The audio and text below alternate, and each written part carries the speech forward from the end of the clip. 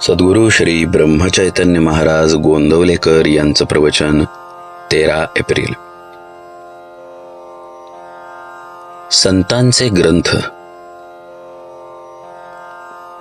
संतांचे ज्ञानच असे असते की त्यांना वेदांताचे मर्म आपोआप कळते. अमुक एक ग्रंथ कुणी लिहिला, केव्हा लिहिला, त्यामध्ये अमक्या पानावर काय आहे, या गोष्टी एक वेळ संतांना सांगता येणार नाहीत, पण त्या विषयाचे मर्म त्यांना बरोबर ठाऊक असते. आपण पोथीतले नुसते शब्द तेवढे वाचतो, त्यांचा अर्थ संतांच्या कृपे वाचून कळणे कठीण आहे. बापाचा निरोप लहान मूल आईला आपल्या बोबड्या शब्दात किंवा स्वतःला कळला असेल तसा सांगत असते. तितपतच पोथीतल्या शब्दांचा अर्थ आज आपल्याला सांगता येईल. संतांनी ग्रंथ लिहिले याचे कारण, ज्यांना बुद्धीने खात्री करून घ्यायची आहे त्यांनी ती करून घ्यावी आणि परमार्थ करावा. संतांच्या वचनाचा ओढून ताणून अर्थ करू नये, त्याचा सरळ अर्थ घ्यावा. ग्रंथ वाचत असताना आपली मते बाजूला ठेवावीत.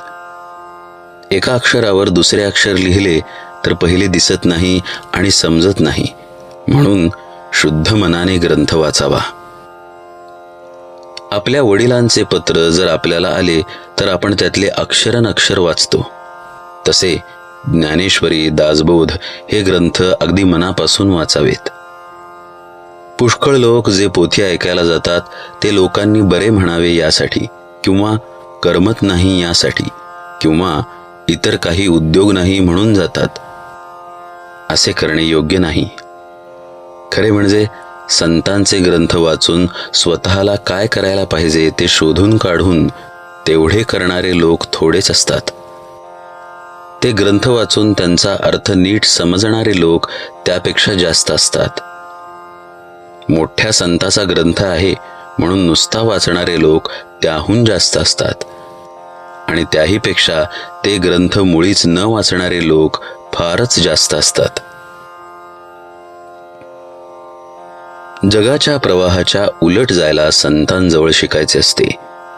संतांना व्यवहारापुरतीच देहाची स्मृती असते. ते देहाला सावलीप्रमाणे मानतात. सावलीला दुःख झाले असे म्हणणे केव्हाही अयोग्यच.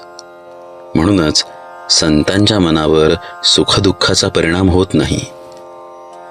संतांकडे लोक कितीतरी कष्ट करतात आणि ते लोक यांच्या नात्यागोत्याचेही नसतात. संत त्यांना काही देत नसताना ते इतके कष्ट करतात.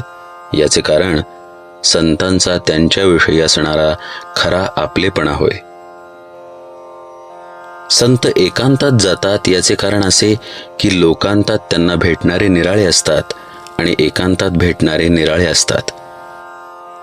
लोकांतात संतांची शांती बिघडते असे मुळीच नाही, पण एकांतात भेटणाऱ्यांना लोकांतात भेटता येत नाही, म्हणून ते एकांतात जातात.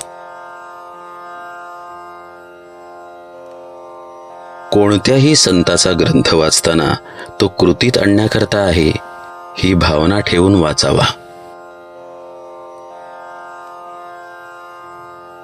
जानकी जीवन स्मरण जय जय राम.